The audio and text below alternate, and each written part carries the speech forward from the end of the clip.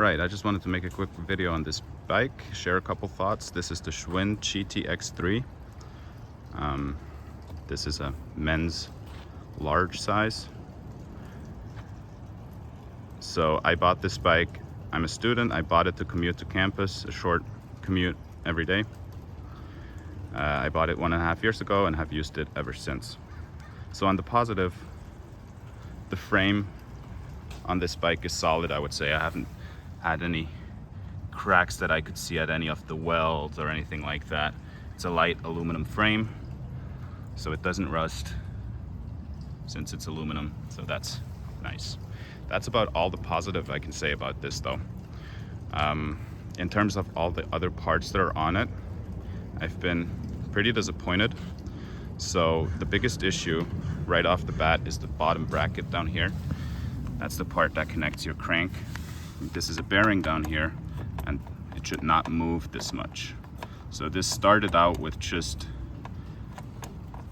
basically a creak and a squeal, but now it's gotten to this point where basically that bearing has completely disintegrated, and it's unrideable now at this point because, well, it's unsafe with all this wiggling, and it'll also skip gears here because it moves so much. I can move this sideways a lot. So on the other side here, it'll skip the gear between the gears. Then the brakes. I've had the brake cables replaced once. After a couple months, they stretched out or rusted. I don't know exactly what happened, but it was to a point where the brakes were no longer good, so that's a safety concern. And now it already would be time to replace it again. It's already super worn out again.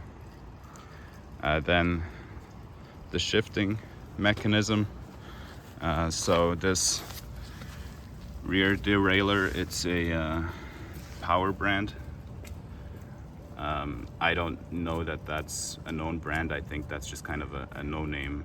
I mean, I don't know. It didn't work well for me. It skips between gears, it grinds gears, and I've had it adjusted multiple times. There's just not much they told me that you can do with this. It's just a cheap part. Same goes in the front. There's actually, I'm having a very hard time even actuating it to go into third gear in the front.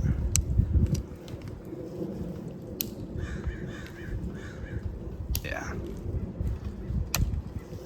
Okay, so shifting isn't ideal. That's low quality parts. This Shimano that you can see in the back here, I've had that replaced by a mechanic. That's not what it came with originally.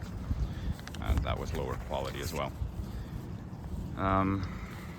There's a lot of rust already starting after 1.5 years. Now, rust is inevitable, of course. The frame, like I said, is aluminum. It can't rust, but certain other parts you'll see after 1.5 years, this has already started rusting. So if this was properly galvanized or painted, this really shouldn't rust after 1.5 years. And I've never had a bike do that this quickly. The chain also snapped really less than 3 months after I purchased it. I've rarely had that happen before. I'm not riding this hard. I'm just taking this to campus and back. So you might recognize the brand Schwinn, and I did when I went and bought this. I didn't do a lot of research, but I saw, okay, Schwinn, I know that brand, and I thought, knowing that brand, that it would be a quality product, but I don't think that's the case. Like I said, the frame's all right, but they cheap out on the parts that they put on these, and since people recognize the brand, I assume that they can get away with it, but I would recommend buying a different brand of bike. I wasn't happy with this. Now, this might be a little bit of a lemon. So my girlfriend actually got the woman's version of this bike, also a Schwinn GTX 3. Her shifting mechanism is a little better. It's a different brand, micro shift. There's less rust on this too, but overall still not, like, for the price that we paid for it, still not what I would call a good bike. You should be able to get more than 1.5 years of use out of this when you spend that amount of money. Okay, and then I also wanted to briefly talk about Dick's Sporting Goods. That's where I purchased this bike. So I bought this along with the no sweat protection plan. That's what they call their extended warranty. The idea being I need a reliable bike to get to campus, so if anything ever happens, I can just bring it in and they'll fix it for me. I think that was an extra 80 bucks. So I have brought it in 3 times. They were able to replace the chain when that snapped, so that was nice.